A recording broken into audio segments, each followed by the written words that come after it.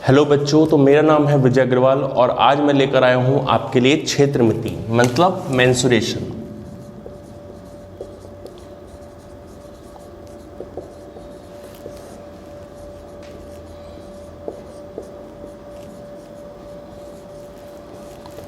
तो बेटा मेंसुरेशन या फिर क्षेत्रमिति के नाम से तो आप नहीं जानते होंगे, लेकिन आपने सुना होगा कि क्षेत्रफल क्या होता है, परिमाप क्या होता है, पृष्ठीय क्षेत्रफल क्या होता है, आयतन क्या होता है, पढ़ा है ना आपने। तो वही होता है हमारा पूरा एक क्षेत्रमिति चैप्टर। तो सबसे पहले बेटा आपको एक चीज समझनी पड़ेगी कि 2D शेप और 3D शेप क्या होती है। 2D मीन्स 2 विमीय और 3 विमीय शेप कौन कौन सी होती है। तो बेटा ऐसी शेप, ऐसी आकृति जिनको हम बोर्ड पर बना सकें, जिनको हम बोर्ड पर बना सकें। कौन सी बोर्ड पर बना सकें? या तो हमारा त्रिभुज होता है, या हमारा आयत होता है, या हमारा वर्ग होता है। ऐसी जो होती है वो होती है हमारी 2D आकृति, 2D आकृति या फिर 2 विमीय आकृति। और ऐसी शेप, ऐसी आकृति जिनको हम बोर्ड पर बना नहीं सकते, हम केवल बोर्ड पर दर्शा सकते हैं। अगर मान लो मैं कोई घन लेता हूं, घन को मैं यहाँ पे चिपकाने की कोशिश करता हूं, तो कुछ का कुछ हिस्सा जो है वो बाहर आएगा, बाहर आएगा। कोई घनाभ लिया, घनाभ मैंने इस पे चिपकाया तो उसका कुछ हिस्सा बाहर आएगा, आएगा नहीं आएगा। अगर मान लो मैंने कोई शंकु लिया, शंकु इस पे चिपकाने की कोशिश की तो इसका कुछ हिस्सा बाहर आएगा। तो मैं इसको कैसे दर्शाता हूँ? मैं उसको ऐसे दर्शाता हूँ। ये हमारा ऐसा हुआ और ये हम इसको 3D में दिखाने की कोशिश करते हैं, लेकिन एक्चुअल में ये यहाँ पर बोर्ड पर नहीं बना हुआ, ये यहाँ पर उभरा हुआ दिखता है। दिखता है नहीं दिखता? अगर हम यहाँ पे गोला बनाए तो गोला यहाँ पर कुछ ऐसा बनाना पड़ेगा, ठीक है। अगर मैं यहाँ पर ये वाली शेप नहीं बनाता हूँ तो ये हमारा वृत्त हो जाता है, लेकिन मुझे 3D में दिखाना है तो यहाँ पर ये बनाना पड़ेगा, ठीक है। तो ये होती है हमारी 3D शेप, 3D शेप या फिर 3D आकृति। 3 विमीय आकृति जो होती है वो हमारी ऐसी होती है। तो यहां पर 2 विमीय हुआ, 3 विमीय हुआ। उसके बाद आता है बेटा परिमाप। परिमाप, परिमाप क्या होता है? मान लो आपके पास कोई भी प्लॉट है, प्लॉट तो होता ही है, मान लो ये आपके पास प्लॉट है। अब आपको इस प्लॉट की चारों तरफ बाउंड्री करवानी है, क्योंकि हम चाहते हैं कोई भी जानवर इस प्लॉट को खराब ना करे। तो हम क्या करें, हम हमारे जो लोहे के तार हैं वो लगवाते हैं। तो हम यहाँ पे ऐसे लगवाते हैं ना,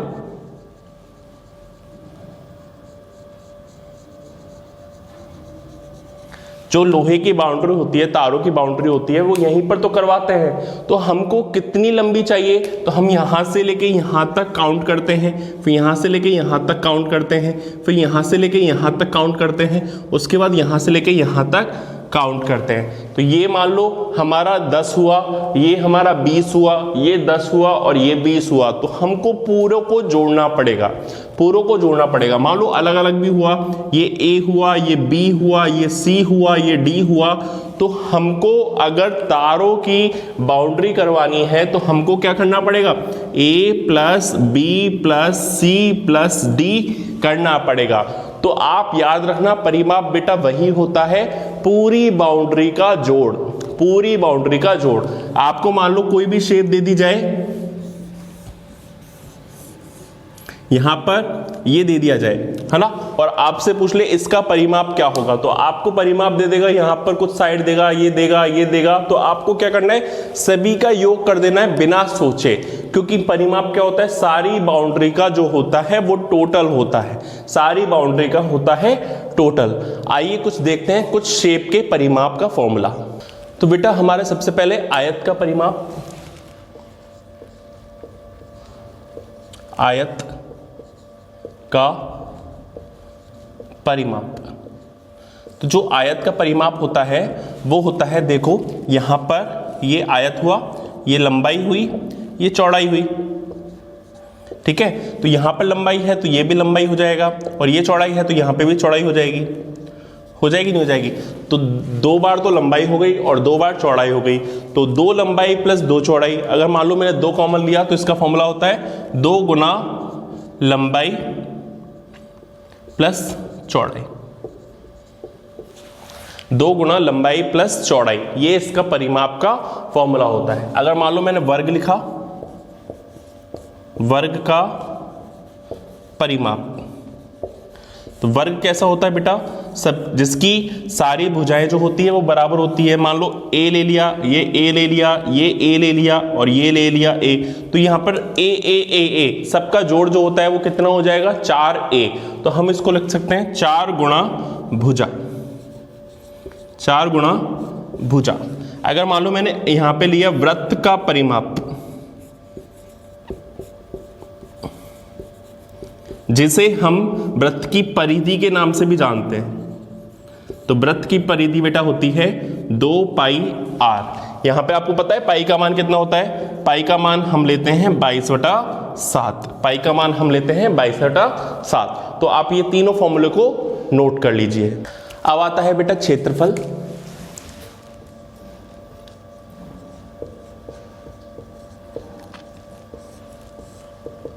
तो क्षेत्रफल समझाने के लिए मैं आपको बताऊं, जैसे मान लो हमारा वो प्लॉट था, प्लॉट पे मेरे को कोई जानवर परेशान कर रहा था, तो मैंने यहाँ पे क्या किया, यहाँ पे तारों की मैंने बाउंड्री करवा ली, और जो तारों की बाउंड्री बोला गया था उसे हम क्या बोलते थे, परिमाप, उसको हम परिमाप बोलते थे, ठीक है। लेकिन हमने सोचा अब ये प्लॉट की बाउंड्री तो करवा ही लिए, यहाँ पे कुछ सब्जी भी उगा ली जाए, तो हमने क्या किया, एक मिट्टी की ट्रॉली वालों को बोला कि भैया यहाँ पर मिट्टी बिछा दो हमारे प्लॉट पे, जिससे हम इसमें सब्जियां उगा सकें।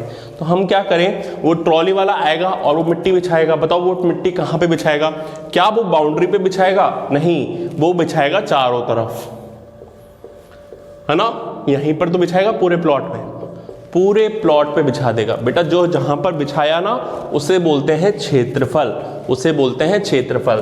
तो सबसे पहले आयत का क्षेत्रफल आता है, आयत का क्षेत्रफल। तो बेटा आयत का क्षेत्रफल जो होता है वो होता है लंबाई गुणा चौड़ाई। अब आता है वर्ग का क्षेत्रफल।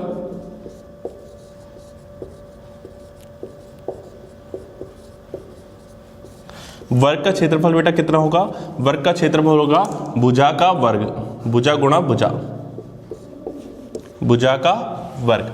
अब आता है त्रिभुज का क्षेत्रफल।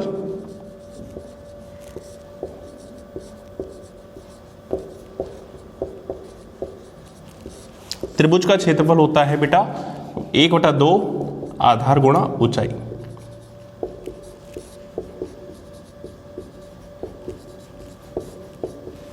और हमारा वृत्त का क्षेत्रफल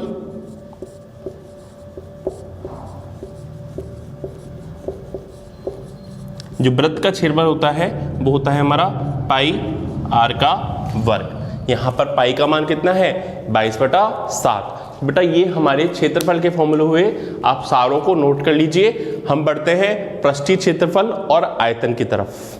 तो बेटा अब आता है पृष्ठीय क्षेत्रफल और आयतन।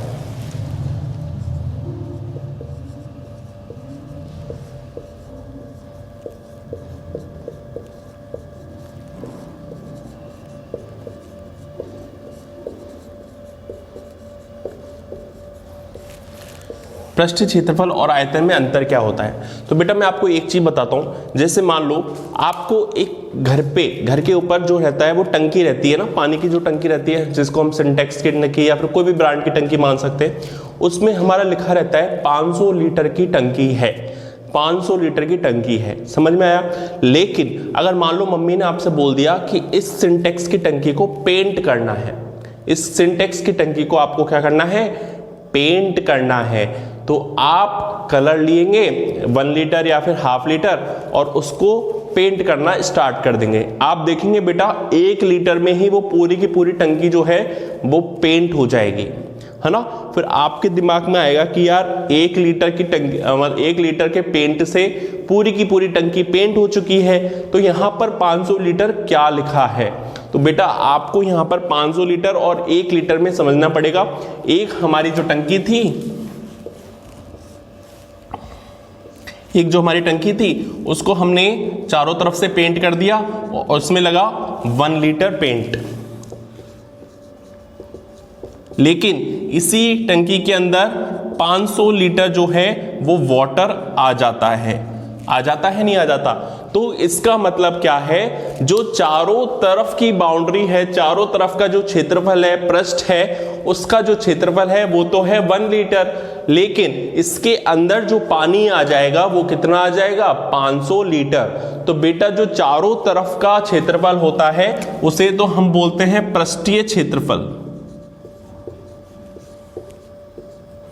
पृष्ठीय क्षेत्रफल। लेकिन उसके अंदर जो चीज आ जाती है, टंकी के अंदर जितना पानी आ जाएगा उसे हम बोलेंगे आयतन, उसे हम बोलेंगे आयतन। समझ में आया बेटा, पृष्ठीय क्षेत्रफल और आयतन में क्या अंतर है। जैसे मान लो कोई भी कमरा है, आपके घर में कोई भी कमरा होता है, उस कमरे को अगर मुझे पेंट करना है चारों तरफ से, ऊपर नीचे से, तो हमको पृष्ठीय क्षेत्रफल काम आएगा।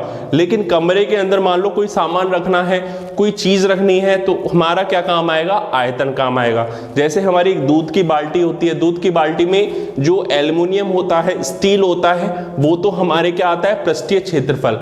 लेकिन दूध की बाल्टी के अंदर जितना दूध आ जाएगा वो उसका दूध हो जाएगा आयतन। समझ में आया। तो सबसे पहले हमारा आया बेटा घनाभ। घनाभ, घनाभ क्या होता है, घनाभ कुछ इस शेप का होता है ना।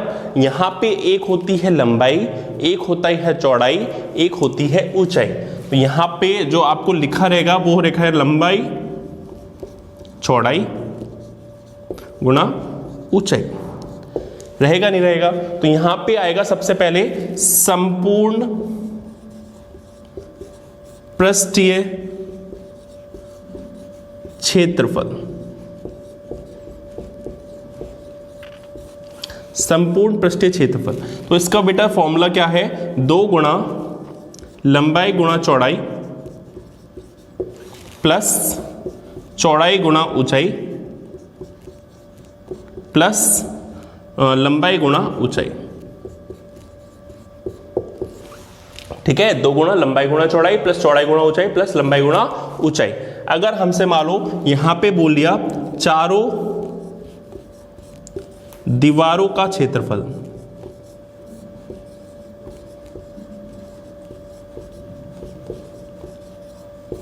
चारों दीवारों का क्षेत्रफल, तो ये हो गया 2 गुणा ऊंचाई लंबाई प्लस चौड़ाई,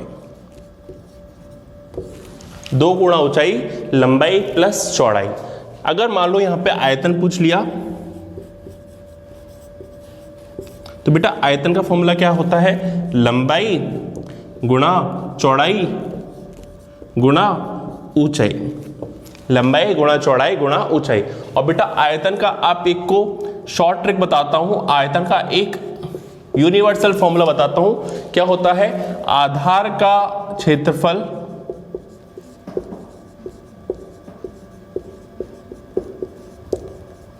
गुणा ऊंचाई। कोई भी अगर सीधी की सीधी शेप है, जैसे हमारी शंकु जो होती है ना, वो थोड़ी सी टेढ़ी सी होती है, ऊपर से नीचे से ज़्यादा होती है, ऊपर से कम होती है, तो हमारे ये वाला फॉर्मूला नहीं लगेगा। लेकिन नीचे भी सेम है और ऊपर भी सेम है, जैसे हमारे घन हुए, घनाभ हुए, हमारा बेलन हुआ, तो उसमें ये वाला फॉर्मूला लग जाएगा कि आधार का क्षेत्रफल गुणा ऊंचाई। वो तो आपको हमेशा लगेगा ही लगेगा। लेकिन यहाँ पर घनाभ में आपको 3 फॉर्मूले याद करने हैं। संपूर्ण पृष्ठीय क्षेत्रफल 2 गुणा लंबाई गुणा चौड़ाई प्लस चौड़ाई गुणा ऊंचाई प्लस लंबाई गुणा ऊंचाई। यहाँ पे चारों दीवारों का क्षेत्रफल 2 गुणा ऊंचाई लंबाई प्लस चौड़ाई। यहाँ पे है आयतन, लंबाई गुणा चौड़ाई गुणा ऊंचाई। बढ़ते हैं हमारे घन की तरफ। तो बेटा अब आता है घन।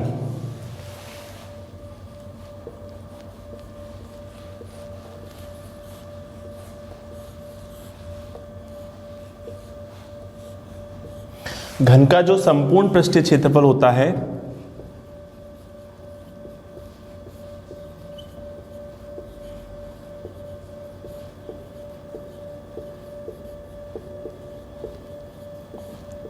वो होता है 6 गुणा भुजा का वर्ग,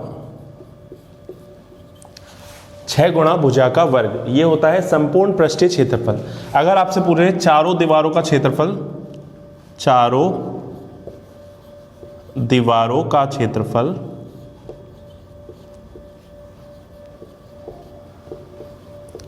तो चारों दीवारों का क्षेत्रफल जो होता है वो होता है बेटा 4 गुणा भुजा स्क्वायर, 4 गुणा भुजा का स्क्वायर। अगर आपसे इसका आयतन पूछे तो आयतन होता है भुजा का घन, भुजा का घन। समझ में आया? एक होता है विकर्ण, विकर्ण जो होता है वो होता है भुजा गुणा √3। √3 जो होता है √3 गुणा भुजा जो होती है वो होती है विकर्ण। अब आता है बेटा बेलन। बेलन कैसे शेप का होता है? यहां पर ऊपर एक वृत्त होता है, नीचे भी एक वृत्त होता है और यहां पर ऐसी शेप होती है। जैसा हमारा ड्रम होता है ना, उसे हम बोलते हैं बेलन, उसे हम बोलते हैं बेलन। तो बेटा यहां पर ये मान लो ये त्रिज्या है, ये r, और ये हमारी ऊंचाई है जिसे हम h बोलते हैं, हम h बोलते हैं। अब मान लो मैंने इसको काट दिया, इसको मैंने यहां से काट दिया, तो ये हमारा एक क्या बन जाएगा? आयत बन जाएगा, आयत बन जाएगा। इसको मैं खोल दूंगा ना तो आयत बन जाएगा। अब देखो इसकी जो ये ऊंचाई है ये तो h है, जो चौड़ाई होगी ना वो तो क्या हो जाएगी? h। अब जो इसकी ये वाली चीज होगी जिसे हम परिधि बोलते हैं 2πr, यही तो खुलकर ये बन जाएगी, तो ये हो जाएगा आपका 2πr, 2πr। देखो यहां से जो यहां हुआ ये परिधि हुई, परिधि को मैंने खोल दिया तो ये हो गई 2πr, और ये हमारी h है तो ये हमारी हो गई h। समझ में आया? अब मुझे मान लो वक्र पृष्ठीय क्षेत्रफल चाहिए, वक्र पृष्ठीय क्षेत्रफल।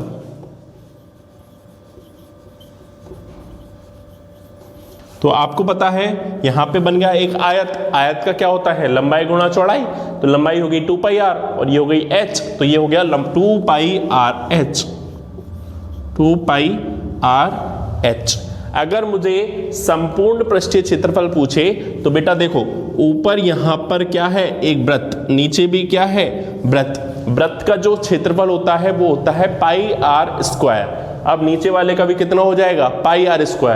πr² और πr² कितना हो जाएगा? 2πr²। तो यहां पे अगर मुझे मान लो संपूर्ण पृष्ठीय क्षेत्रफल का लिए बोल दिया, संपूर्ण पृष्ठीय क्षेत्रफल,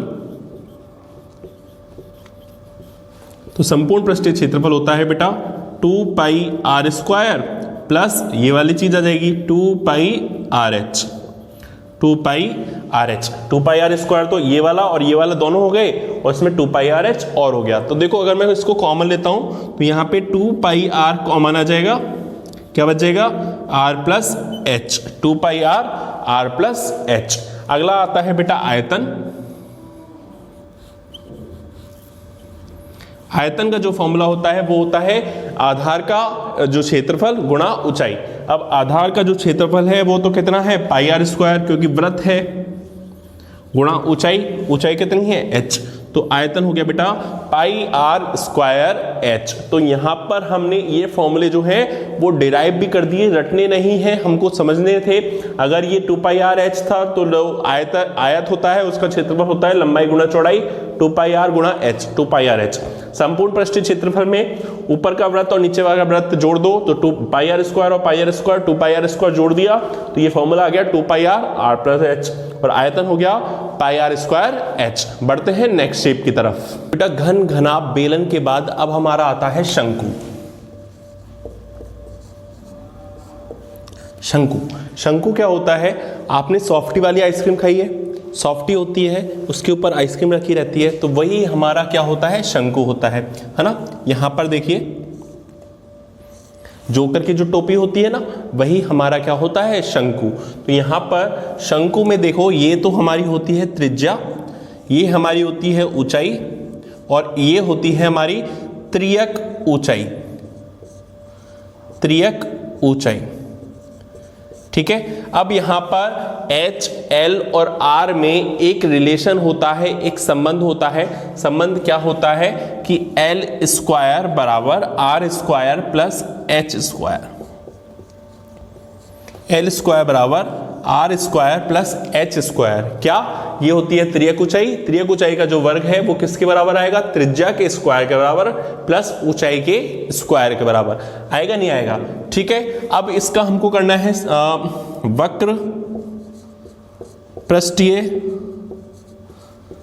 क्षेत्रफल। तो पृष्ठीय क्षेत्रफल, वक्र पृष्ठीय क्षेत्रफल जो आएगा वो बेटा कितना आएगा, पाई आर एल। पाई आर एल जो है वो इसका वक्र पृष्ठीय क्षेत्रफल आएगा। अगर मुझसे पूछा संपूर्ण पृष्ठीय क्षेत्रफल, संपूर्ण पृष्ठीय क्षेत्रफल,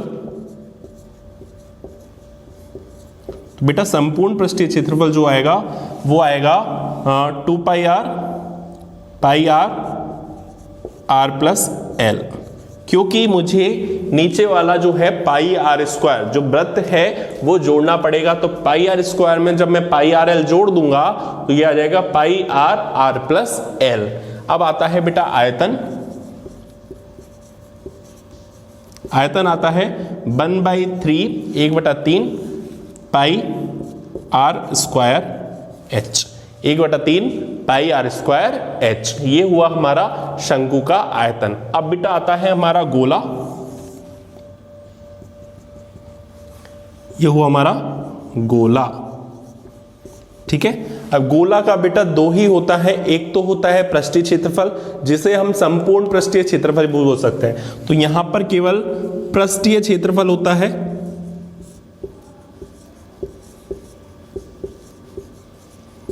पृष्ठीय क्षेत्रफल का जो फॉर्मूला होता है बेटा वो होता है 4 पाई आर स्क्वायर। अगर इसकी त्रिज्या जो है वो कितनी है, r, तो इसका फॉर्मूला हो जाएगा 4 pi R square, 4 pi R square. और इसका जो आयतन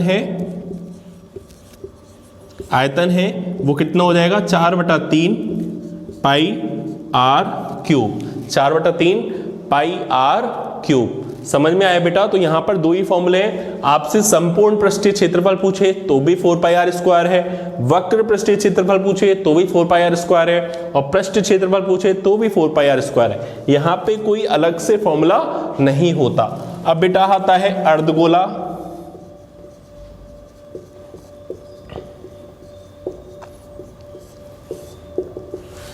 अर्धगोला, ठीक है।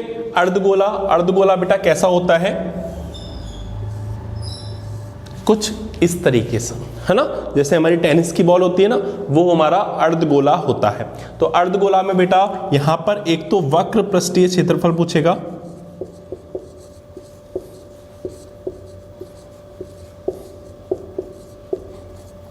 वक्र पृष्ठीय क्षेत्रफल।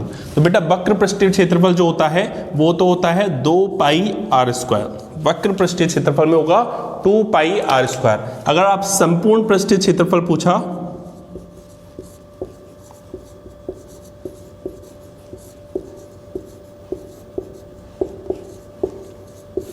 तो संपूर्ण पृष्ठीय क्षेत्रफल का फॉर्मूला होता है बेटा 3 पाई आर स्क्वायर।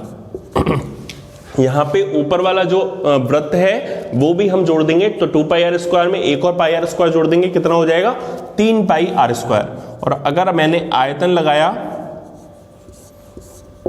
आयतन, तो आयतन का बेटा फॉर्मूला होता है 2/3 pi R cube, 2/3 pi R cube. इसके अलावा बेटा एक यूनिट भी है कि अगर 1 मीटर क्यूब होता है तो इसका मतलब होता है 1000 लीटर। 1000 लीटर मतलब अगर आपको कभी भी मीटर क्यूब को लीटर में बदलने के लिए जरूरत पड़ जाए तो आपको क्या करना है, 1000 से गुणा कर देना है। तो बेटा यहां पर हमारे क्षेत्रमिति के सारे फॉर्मूले हो चुके हैं। नेक्स्ट वीडियो में हम क्षेत्रमिति के आधारित क्वेश्चन करेंगे। तो बढ़ते रहेंगे, पढ़ते रहिए। Bye bye.